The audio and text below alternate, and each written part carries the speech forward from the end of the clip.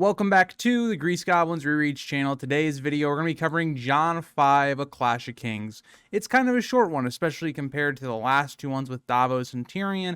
It's also a chapter that I think is placed pretty well, coming off of one of the best chapters of the entire series and book with Davos 2. You come into Jon 5, that kind of sounded wrong, don't take that out of context, but going into Jon 5, you have a different vibe. Jon 5, A Clash of Kings is completely just changing the trajectory of the Jon storyline and setting up the last third of the story. Because for Jon, as we've gone through his story, the one thing that's been very prominent with his character is just there's not a whole lot going on. There's a lot of travel.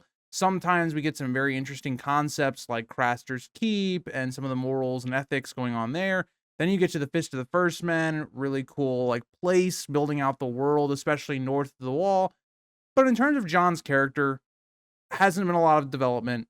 In terms of the plot, it's felt very disconnected from the rest of the story, and even the tension has kind of been lacking. And so this chapter is going to do a number of things. For one, it's going to be Jon's last chapter with characters like Samwell, like Jeor Mormont, all those other characters.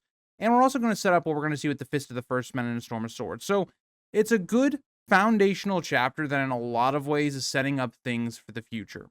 But let's get into page 469. In the still of night, a horn call echoes through the forest, waking Jon Snow and the rest of the Night's Watch camp. It's very reminiscent to, well, the very end of A Storm of Swords' first chapter, where you hear the horn, but it's not signaling, for instance, Qhorin Halfhand approaching or wildlings, but approaching is the others. So, again, it's a nice little build up, in my opinion, to that chapter. I feel like this chapter, then moving into the A Storm of Swords prologue, really great. Jon instinctively reaches for Longclaws. He and others rise, listening intently. For a lot of these men, they're wondering what the day is going to hold. Will this possibly be the end of their lives in a battle against the wildlings, or is it something more innocent? The horn gives only one blast, the signal for returning brothers, not two for foes or three for others. Everyone remains silent and alert, dreading more blasts, but none actually follow. Which is, again, like I'm talking about, the camp is very much on edge. If you're these men, you've been waiting at the Fist of the First Men for days now. Nothing has come out. There's no decision. Very much you're sitting here and you're just waiting. And that's some of the worst things you can experience because Jon, in this chapter, is going to think about he would rather go out and march against the wildlings and just sit here because you're so anxious. You're sitting here, contemplating this could be your last, few days, weeks in the world because of the absolutely crazy odds you're going against with the wildlings. And there's also this uneasy tension that's growing in the camp that's turning against Jeor Mormont. Gradually, the tension breaks and men begin to relax, embarrassed by their fear, trying to put it to the side, act like nothing was really wrong, but a lot of these men were on edge. They possibly thought this was the call to go to war. Jon rekindles the fire, dresses, and prepares for the day. As Lord Commander Mormont emerges from his tent and confirms the single blast with Jon. As Mormont's raven remains unusually quiet, mirroring how uneasy the setting is right now, and especially for Mormont, where Mormont, we hear in the next chapter, has been waiting for Qhorin Halfhand. In a lot of ways, he's been stalling his decision. There's so many different opinions of what people think they should do. The camp is growing more uneasy. As we get into page 470, Mormont moves to the fire, relieved that Qhorin Halfhand has finally arrived, muttering, "It's past time." He instructs Jon to ensure the men to get hot food and the horses are fed, then plans to meet Qhorin immediately. Jon offers to bring Qhorin and reflects on the anxious delay in their arrival, which had stirred division in the camp. So we get this idea that not only are you on the brink of battle and of war, but you've also been waiting more days than you thought you were going to for Qhorin. And many theories are going to pop up. If I was somebody at the Fist of the First Men, I'd be thinking, well, where's this other strength? They're really supposed to increase our army at this point. Where are they? They've been delayed by a number of days. Qhorin Halfhand is their leader, not somebody that's going to get lost or anything. So what happened? Were they attacked by wildlings? Were they attacked by the others? What's going on? And if Qhorin Halfhand isn't here, and if he got killed and his whole party, what chance do they have? And that's what I would exactly be thinking here. And so at this point, when you're going back then, you're thinking about that time where Qhorin Halfhand has been delayed, a number of things start coming up if you're the Night's Watch on what you should do. Sir Otten Withers wanted to retreat to Castle Black, Sir Mallador Locke wants to seek Qhorin's trail at the Shadow Tower, and Thorin Smallwood wanted to march further north to surprise Mance Rayder. Right now, the Night's Watch is very much divided in what they want to do. It reflects a lot about the last chapter we talked about with Stannis and Davos, and how you have all these different opinions of how to take Storm's End. We should do the trial by combat type scenario, or maybe we should storm the castle, or maybe we should do a siege, or maybe we should just leave Storm's End altogether. The same idea is plaguing the Night's Watch. And there's a lot of division, because I look at what's going on here. Even though Auden Withers is kind of described as being like this older guy who's not as brave and things of that nature, he is, in my opinion, right. What use is there of trying to stay at the Fist of the First Men and then also trying to defeat the wildlings on their own home turf with far less numbers? You have the wall. Save this manpower to trying to man other parts of the wall to look out for when the wildlings attack. Staying out here in the open, even if the Fist of the First Men is a good defensible position, makes no sense. I also don't mind Sir Mallador Locke trying to figure out where Qhorin is and trying to meet up with their forces. That also makes sense. The worst one, in my opinion, is Thorin Smallwood, who says they should march further north to surprise Mance Rayder. You're not going to surprise the wildlings on their own home turf. All they have to do is have, a couple scouts posted, and they're going to see an army of men coming straight for Mance. Terrible move. It's just stupid. Smallwood argued that 200 well-trained men could rout the wildlings, whom he called disorganized and mostly non-combatants. Now, he's not necessarily wrong in terms of the wildlings are a group of people. It's not an army, like, for instance, Robb in the West or Tywin's army. It's not like that. But at the same time, this is a massive group of people with things like giants, mammoths, and you have great fighters on the wildling side as well. It's not like all these people are just incompetent. And so this is foreshadowing clearly to what we'll see with Stannis in A Storm of Swords. But the difference with Stannis' army, for one, much better trained and hardened against a fighting force. Two, way more men, right? You have thousands of men with Stannis. Now, it's not a ton, right? But the difference between 200 to 300 men versus, a couple thousand is very huge. Also, mounted combatants. So I just don't like Thorin Smallwood's plan. I think it's stupid. And many people could say, well, that's hindsight. You know what's going to happen. I just don't think this makes sense, even without hindsight. Jarman Buckwell countered that there were dangerous leaders among them, like Rattleshirt, Harma the Dog's Head, and Alfin Crowkiller. The council had argued for hours with no resolution, as Mormont refused to retreat, but also wouldn't blindly charge north. In a lot of ways, Mormont is delaying the decision. He's taking in all this counsel, but he doesn't know necessarily what to do yet. They don't have the most amount of information about what Mance is planning. They know he's gathering an army, he's gathering his people.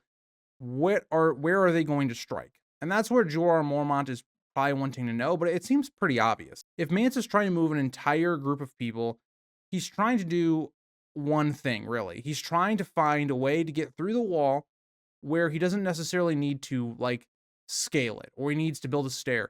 He needs to find some way in which the wildlings can cross with their animals, their women, their children, they're old, they're sickly. And so it really should limit what you think the wildlings are going to do. Yes, the wildlings could send raiders over the wall, all that kind of stuff, but the main thrust of their force will be at something like a gate. It will be some place in which they can get past and get south. Or, which is what they're going to find out later on, Mance is looking for some magical power to try and break the wall. They agreed to wait a few more days for the Shadow Tower men before deciding, and now that Qhorin has come, they must act. The time of, waiting and preparing is over. Jeor Mormont can't delay any longer.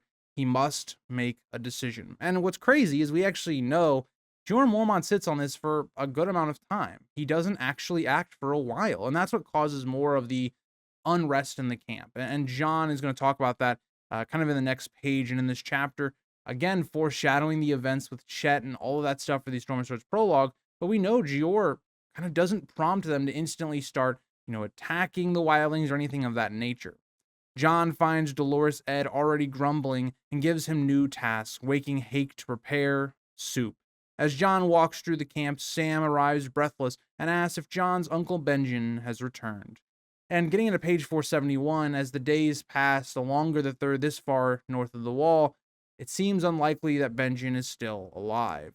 Jon tells Sam it's only the Shadow Tower men arriving, which I know if you're Jon, you want to find your uncle, of course, you want to find your family.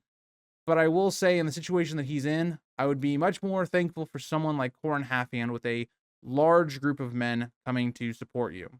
Jon still clings to this faint hope of finding Benjen, but again, it's been a while now, and he hasn't been seen. It seems likely that he may never be found or is dead. Now, this is one thing that really sparks the theories about what happened to Benjen, because, again, you have Jon, you have Qhorin Mormont so far into the north. If you're Benjen and you have free will right now, why wouldn't you stop in with Qhorin Mormont, tell him what happened, give him an update, even if you're doing some sort of other mission, whether you're trying to figure out what Mance Rayder's doing, whether it's, you're trying to discover the threat of the others. It just doesn't make sense. If you have free will, if you're able to get to the Night's Watch at this point, why wouldn't you tell them that information? It's why I believe that likely with the idea of Benjen, if he's still alive, it's because he's being held against his will, or something him is binding him to not going to the Night's Watch. That is the only thing that makes sense. Or he's dead. So, yeah, it's a dark hope for Benjen being alive. Jon then references the cloak they had found near the Dragonglass cache might have belonged to Benjen or one of his men, but its burial remains unexplained. Nobody's fessing up to it, and there's no real evidence to identify who actually left it. At the ring wall, the guards clear a path, and the Shadow Tower men begin to arrive, many wounded and riding double. And this is also going to be worrisome because this was supposed to be basically like a fresh levy of troops to help and, bolster your numbers to attack the wildlings. And here they are arriving with less horses, having to ride double, and some of them even being wounded. It's a really interesting sight because it's not going to give the men heart. It's going to show them what possibly could be awaiting them in the future. Qhorin Halfhand is instantly recognizable by Jon as tall, solemn, with a braid touched by frost, wearing faded blacks. He's clean shaven, missing 3 fingers on one hand from stopping a wildling axe, which he then was said to have used to kill the attacker, spraying the blood like in his eyes so he couldn't see, all that type of stuff. All that being said, what you're painting here is Qhorin is somebody that's very experienced. He's a hardened warrior. He is somebody that has that experience. He's very different than some of the other people we've talked about already with the Night's Watch. Even kind of the officers who are more, clean. They haven't been in this type of warfare or this type of conditions. Qhorin's reputation precedes him, though, as he is feared by the wildlings beyond the wall as a relentless enemy. He is, in a lot of ways, their biggest enemy, and it's a reason why when Jon kills him later on, it's such a big moment, because you got to be thinking, okay, Qhorin is really enemy number 1 for the wildlings, and if Jon is willing to kill him, it goes a long way for trying to get Jon as being part of the wildlings, and something Qhorin Halfhand is going to understand. Jon greets him and offers to escort him to Mormont, but Qhorin says his men and horses need care, which Jon assures him will be done. Qhorin recognizes Jon by his appearance, noting he resembles Eddard Stark, and says he knew both Ned and Lord Rickard. And this goes back to the fact that Jon is one of the few children in the Stark household that actually has a lot of the Stark features in terms of, Ned, for instance. Arya also has a lot of the Stark features, but when you look at characters like Robb, Bran, Rickon, Sansa, they all take a lot more from the Tully features. And then it sparked a lot of debate in the community, like, why is Jon so distinctively Stark? And, you just look at, okay, if his mother was Ashara, if his mother was Lyanna, if his father was Rhaegar, it's tough to look at. And I know that George brings up a lot with, like, physical looks, and that's what book 1 is all about with Joffrey, Tommen, and Myrcella. And you can chalk it up to either way, Jon's layout has a very dominant gene pool in terms of if he was Ashara's son, he doesn't get her eyes, he doesn't get a lot of her features, not anything that would recognize him as being Ashara's. And the same would apply for Rhaegar and Lyanna. Jon gets all of the Stark features that, dominate over the Targaryen features. Something similar to Rhaenys Targaryen, the wife of Corlys Velaryon, the House of the Dragon Rhaenys. She in the book is very different than the show, where in the book she has much more Baratheon physical traits than she does Targaryen. But yeah, that's a whole nother side tangent, but I thought it was interesting to bring up here. Qhorin then talks a little bit about how the Starks always were good to the wall, as Jon is talking about Rickard, who he wasn't even alive to know. Jon continues to struggle to keep pace with Qhorin's long strides and confirms the story of the direwolf traveling with him as Qhorin asks about it. Because Qhorin is already taking an interest in Jon. Not only does he know that the Starks have a good reputation, he's somebody that likes the Starks. We're even going to reference the Starks once again in terms of their support for the wall and the most likely people to back them if the wildlings were to attack. You also then look at the direwolf. Jon right away comes off as very unique. He sticks out. And for someone like Qhorin, who's also going to look at Jon being Jeor Mormont's steward, Qhorin is going to realize right away that Jon will be a very valuable person to go on, maybe a mission by the end of this chapter. As we get into page 472, Jon tells Qhorin that Ghost, his wolf, should return by dawn since he hunts at night. They find Dolorous Edd cooking bacon and boiling eggs near the old bear's fire. Mormont is seated relieved at Qhorin's arrival and asks if they met trouble. Qhorin reports they encountered Alfin, crow killer sent by Mance Rayder to scout the wall, and Alfin is now dead, though some of his men escaped. So this is another part that really gets kind of swept under the rug. So the wildlings at this point, because of Alfin's death and this party, some of the men escaping, if they get back to Mance, which likely they will, they're going to know that Qhorin is riding in force with a good amount of men north of the wall. And that's going to send off alarm bells. So even if you were trying to surprise them, the wildlings are going to be much more on alert because they know a large force is coming towards them. And again, I don't think the Night's Watch are as stealthy as they think they are. I think the wildlings would spot them out a mile away, especially when you think about them having wargs and things of that nature. The fight cost them 4 dead brothers and 12 wounded. So again, 16 men are not at full capacity. That's sizable. And I know that Qhorin's going to say, yes, well, we took out more wildlings than we received.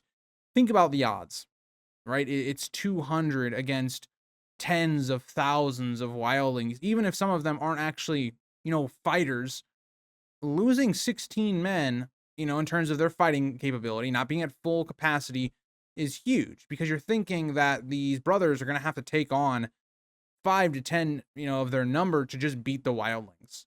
Yes, you kill a pretty notorious wildling, but at the same time, you do take a good amount of casualties as well.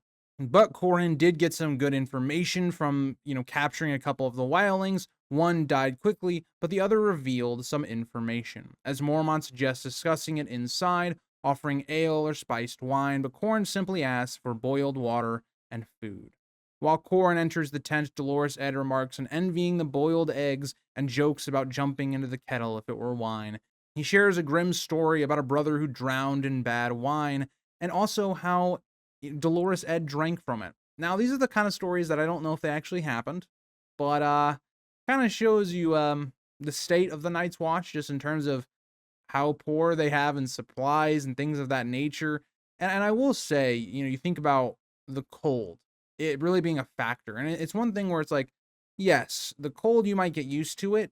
But once every day you're waking up and it's the same thing, you're freezing your butt off every day after day, nothing's happening, you're not moving, you have the unease growing in the back of your head that you're going to die in the coming war with the wildlings. You understand why men start to think about deserting and going against Jeor Mormont, because it seems like a suicide mission. Jon, uneasy, listens to the indistinct conversation inside the tent. Despite the death of a feared enemy like Crowkiller, Qhorin's tone seems ominous, and Jon is desperate to learn more information. He can't necessarily make out what Jeor and Qhorin are talking about, but he's really wanting to learn. At this, Jon then recalls another story, though, and this is where we're going to get a lot of heavy foreshadowing into the Storm of Swords prologue. Jon recalls overhearing Chet and others grumbling about the ranging the night before, calling it a folly and fearing they'd only find death in the mountains. And what's great about this is that even though I don't love Chet, I don't love, the mission they're going to do and all the stuff they're trying to do, I think they're completely right. I think this ranging was stupid. I think what they're trying to plan and do makes no sense in terms of just wasting human life.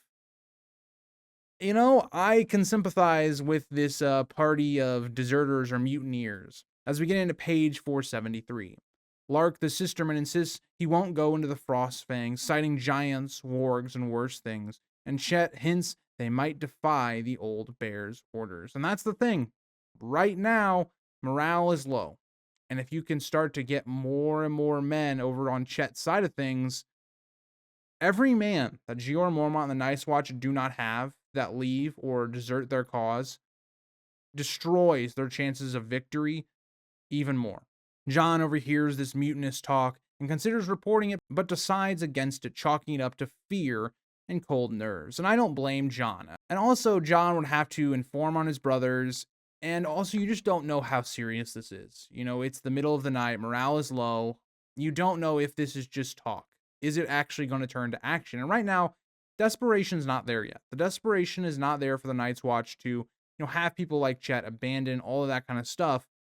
But when Jon leaves and all that stuff starts to get worse and all these scouting parties don't come back for the most part, that's when some of this stuff becomes serious. Right now, it's in a plotting phase. Soon, it will get to something worse. To calm himself, Jon examines his dragon glass dagger, noting its sharpness despite how fragile it is. He made the hilt himself and sees value in it, even if Ed mocks it in terms of usefulness. Right now, Jon just doesn't know what it's for. But there's a lot of things going on here for Jon. Is one, this cache he believes could have been left behind by Benjen. It could be the last, action Benjen took before his death or whatnot.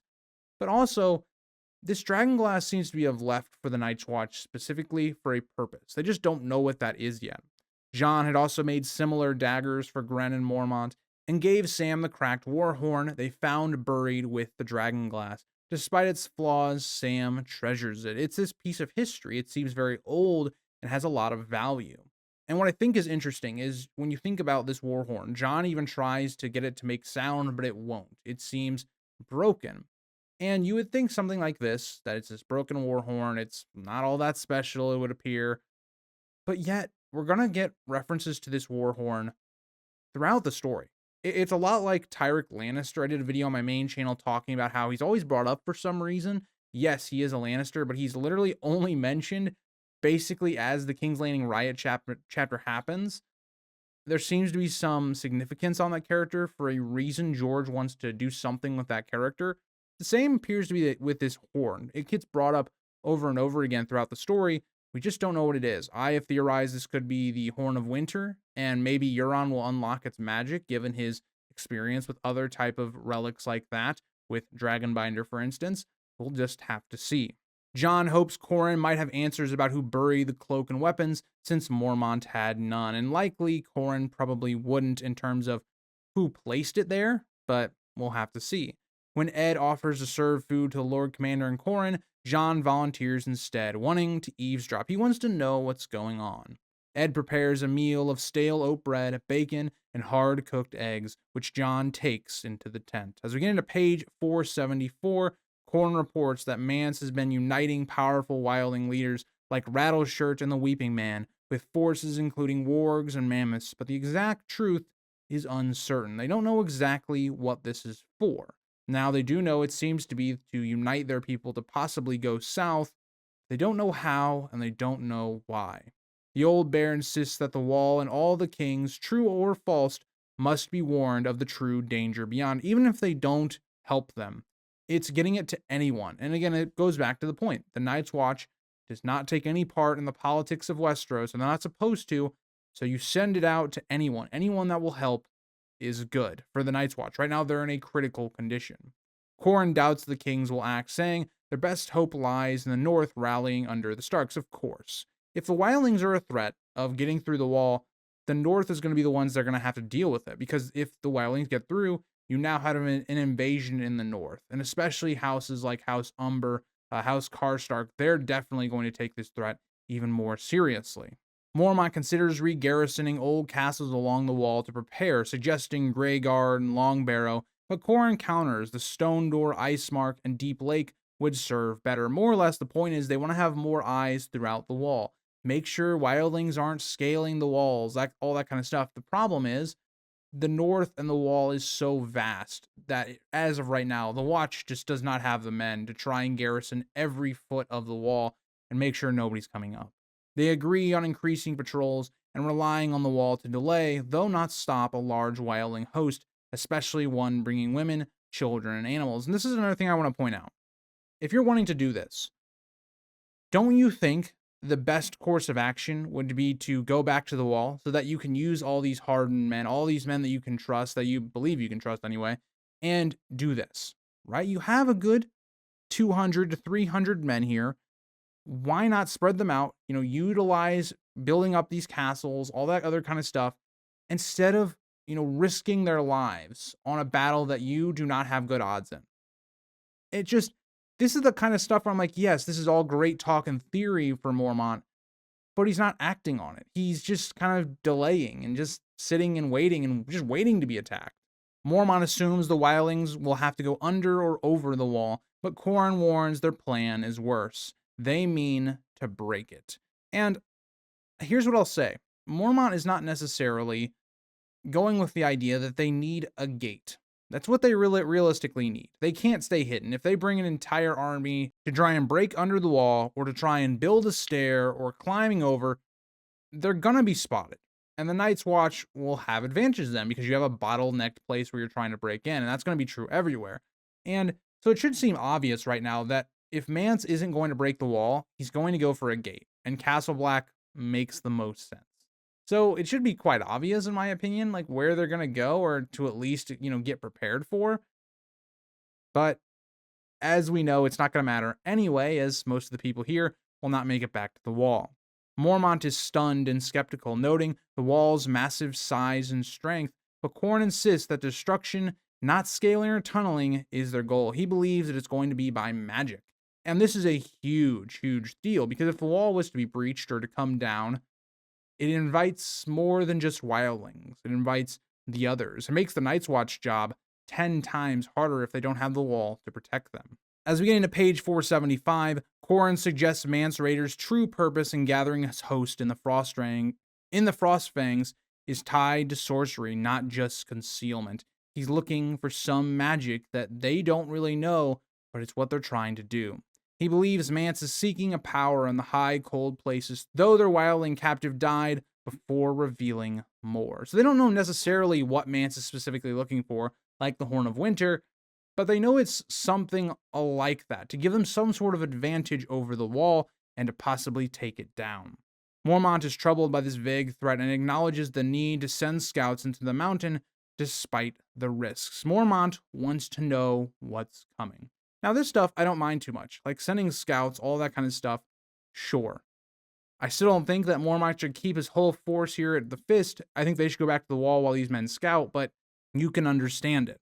Qhorin proposes sending 3 scouting parties, each led by a seasoned ranger, himself, Thorin Smallwood, and Jarman Buckwell, each exploring different routes, the Milkwater, the Skirling Pass, and the Giant's Stair. He warns that if they don't return, Mance himself will come down, and Mormont will be forced to hold or die. Either way, it buys the realm time.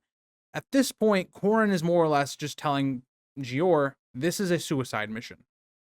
We're going to delay and buy time, which, again, to me makes no sense. This is your best fighting men you have of the wall. Go back to the wall, where you can defend it much more easier than you can the Fist of the First Men. Slowing them down doesn't matter if you don't have any fighting men to fight back. Think about what we're going to see in A Storm of Swords. If the wall had 100, 150, 200 more men that are all experienced, all, able to defend the wall, that battle would have been significantly different. So, I don't know. But it all comes down to, as well, Jon is going to find out a ton of valuable information going with Mance. And so there's the perks and the benefits of that. But Jon was going to go on the scouting mission anyway. My main opinion is that at this point, Jeor Mormont should realize the situation, go back to the wall. That is my idea.